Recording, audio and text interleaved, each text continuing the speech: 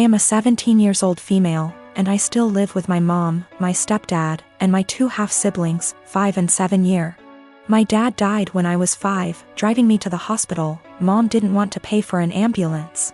He died in the crash and my leg and spine got busted up in a way that has left me needing a cane pretty much ever since. My stepdad's always been a little distant with me. He likes to make jokes about how I'm an early blooming black widow. I think he gets that from my mom, who blames me for my dad's death. I do too, it is my fault after all, so I don't push back on it. Anyway, the point is that with the current situation, my parents are always looking for ways to get my half-siblings active and doing things without leaving the house, and have recently settled on scavenger hunts. I have no problem with this, honestly.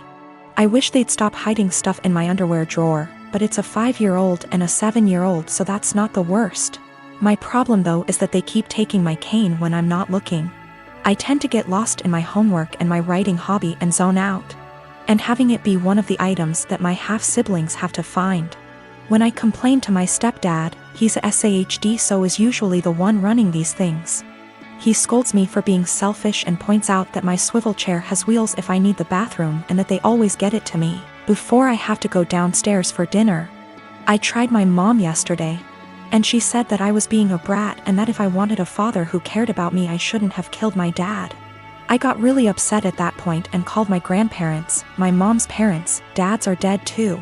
They showed up at 10 p.m. yesterday, and Grandma screamed at them while Grandpa packed my stuff up and helped me out to their car. My mom's been blowing up my phone and email, calling me all sorts of names and accusing me of turning her family against her and trying to get her in legal trouble, since minors can't move out. And I can't help but think that maybe she's. My boyfriend started asking to join me in my girls' night in. Every time I tried to say no, he'd be like, "I have to join or you'll have to cancel." It made me and the girls miserable having to sit there with him in the middle. This past Friday he insisted to join us again. I had enough. I came up with an idea to get him to hate hanging out with us. Made a plan and told the girls what we were going to do, and they were down for OT. The girls came and my boyfriend immediately sat with us and started ruining our conversations by steering them towards him / his work / his achievement. So here's what I did. I started bringing up gross / embarrassing subjects, and the girls were eating them up by talking about them in details. Subjects like sevgs, periods, his most sensitive spot, cramp diarrhea, hairy legs, fart getting trapped in the vulva and coming out the front, squeezing shit out of our faces, cramp diarrhea, dirty underwear, and again, cramp diarrhea. We talked about this stuff in boring details, like, I could feel his discomfort without even looking at him. But God, when I turned to see why, he got quiet suddenly. He was getting red in the face, and had sweat all over his forehead. I bet he found himself unable to relate to this subject, thus couldn't take part in the conversation. He got up from the couch ready to head out. I looked at him and asked where he was going, and he was like, I just remembered that I have an important meeting with a guy in about 10 minutes and I have to go now. He rushed out telling us to have fun. The girls and I started laughing hysterically. He came home and berated me, saying I made him feel uncomfortable / sick with the horrible subjects I kept bringing. I said, what you talking about?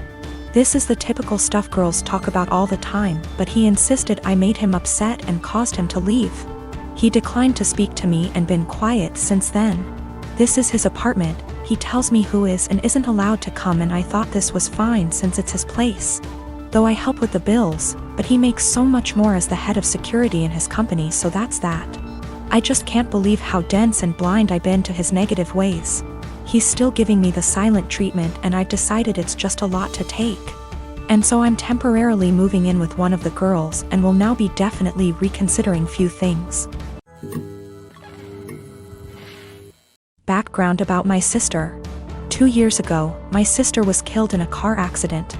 She was riding with a friend to the mall. The friend's parent was driving, and teenage boy plowed through a red light while texting on his phone and hit the car my sister, Carrie, was in. Carrie was killed instantly, and her friend, June, was in a coma for 3 weeks before her parents took her off life support. When Carrie passed, I was devastated and angry and just not in a good place. Carrie and I had been extremely close. Despite a 7-year age gap between us, we enjoyed a lot of the same shows, we went to concerts together. We volunteered together, and I took it upon myself to guide Carrie like any big sister would do. Our parents were extremely busy with work most days, and Carrie and I would often cook together and do crafts when we weren't too busy with school work. Carrie wanted to be a NICU nurse when she grew up, and I helped her find a volunteer position at a local hospital to help get her gain some experience being around patients. In short, Carrie was my sister and best friend, and when she passed, I was a mess. The last craft Carrie and I made together was a set of candles. We bought the wax at a local craft store, and we both made each other a candle and decorated the jar it was in. That was the day before she was killed. At her funeral, Carrie was buried with the candle I made her. The candle Carrie made me sits on my desk next to my favorite picture of her and I together at the beach. Or it did, until last week. Background about my boyfriend. I met my boyfriend about 1.5 years ago, about 6 months after Carrie passed. I wasn't looking for a relationship, I was still grieving my sister's death.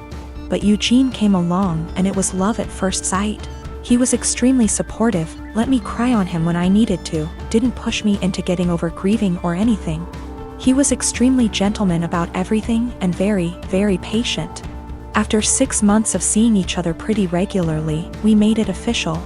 Eugene came into my life at a very low point, and he has always been very respectful of sentiments I keep from my sister. Never asking me to take them down, always giving me space when I needed to cry. Eugene, along with most, if not all, of my friends and family know about Carrie's candle. There was a point after she died where I would take the candle with me everywhere out of fear that someone might light it, or steal it. Or who knows what. The point is, that candle was and still is a very important part of my life and something that my sister made for me and me alone. When Eugene and I moved in together about 4 months ago, I packed away most of the reminders of my sister and put out the candle and picture on my desk. I felt that this was a huge step because when I'd lived just by myself I had pictures everywhere and a few knickknacks laying around from my sister. I wanted to make Eugene and I's home our home with just a small part of my sister there. Eugene understood and was very supportive. Last week, we had a massive winter storm that knocked out power. We didn't have power for 3+ days. The power was knocked out at Eugene and I's house while I was at work, which did not lose power. Eugene texted me that he was going to light some candles and try and get a generator, so we could have some for of power or at least be able to charge our phones / use lights / etc. Now, we have probably 30+ candles in our house. I am a huge fan of sales, and when Bath & Body Works has a candle sale, I like to stock up and get a range of scents. We have candles scattered all over our house. In the room where my desk is, there are no candles aside from the one Carrie made me. None at all, and there never has been. This room is also downstairs, where Eugene doesn't spend a lot of time, his desk is upstairs. When I arrived home from work last week, I noticed a bunch of candles burning in our living room, safely. Always monitored and not near anything that could ignite. One of these candles was the candle that Carrie had made me. I burst into tears, and when Eugene heard me crying he came out from the bedroom, where he was lighting more candles, and asked what was wrong. I was a wreck and couldn't get any words out. When he tried to calm me down, I shoved past him and locked myself in the room where my desk was and just cried. I don't know how he could be so stupid. He knew, and I thought he understood how sentimental the candle was and how much I cherished having a candle that my now deceased sister had spent time making with me just a day before she was killed. I haven't been able to speak to Eugene since it happened, Tuesday of last week. He has tried to explain why he did it, because he needed candles to be able to see, but I just can't wrap my head around it. He hadn't gotten into the large candle stash I have upstairs right by the living room where Carrie's candle was, but went downstairs, out of the way to grab the most sentimental, cherished item I have. The candle was burning most of the day while I was at work and is now melted and pretty much gone. I do still have the jar it was in, but I can't look at it without bursting into tears. Eugene says it was an accident, but I just don't believe that. He said he was getting around to lighting the candle surplus we have upstairs, but just hadn't gotten there yet. After being home 6 hours alone with no power. I am heartbroken and feel like this is a major slap in the face. I feel disrespected. I feel like he disrespected my sister. I just don't know what to do. I don't feel like I can forgive him for this. My wife and I have been together for 5 years, married for 4. She had a bad marriage before me and had a child. I had no problem stepping up to the plate to help her raise her child. The father wants nothing to do with my wife or his kid. To the point, I had 2 friends that I've had since I was 16. They were both female and I had dated one of them for 4 years, but we split up agreeing that we made better friends than an actual couple. This never happens in real life apparently. She's always been my go for advice, and I made our friendship 100% transparent for my wife when we first met, and never did anything. Out of habit, my friend and I still said we loved each other, but more of a platonic love. We both loved our current partners and never wanted anything between each other. However, after a few years this took a toll on my wife and she asked me to stop telling her that I loved her. So I explained this to my friend and she said she understood and would have no problem doing so. Another month or so I still have 100% transparency with my wife as to make her feel comfortable. I got deployed and my friend had just had her baby and asked me if I wanted to FaceTime to see her. I said yes, naturally happy for her and her husband. After a nice chat and meeting her new son, I got a call from my wife a few days later asking if I had talked to her KN FaceTime. I told her that I had and why, also telling her what we had discussed. My wife then didn't talk to me the rest of my deployment. When I got home I explained that I was sorry it hurt her feelings and wanted to make things better. She told me to never talk to her again. I tried to explain that it was just a friendship and that neither of us wanted a relationship. My wife took it upon herself to call her and tell her that if she didn't stop talking to me forever that she would tell my friend's husband that we were having an affair. She did not tell me any of this. I quickly noticed she had blocked me on everything, including my number. I had no idea what happened, so I confronted my wife and she told me that she was certain I was cheating on her, and that my friend and I were having an affair. She then told me that she had called her and only asked her to not talk to me anymore. I was slightly upset but stood by her decision and held no grudge. I feel like this event led to the breakdown of everything. She started to have no trust in anything I did, constantly going through my phone, and she would constantly lock her phone, or lock herself in the bathroom talking to someone on the phone. She started blaming her job for her unhappiness. I told her that I could pull extra hours at work if she wanted to quit to find a new one. She quickly quit her job and made no attempt to find work again. I was enlisted at the time. She said she hated that I was gone all the time, so I offered to go reserves to be with her more. She said that would fix it. So I got a civilian job that paid decent, but we had to move. The job is stressful and I'm not very fond of being a civilian. She has now come to the conclusion that I need to get out of the military and quit my civilian job, and we to move again, and that's the only way she'll be happy.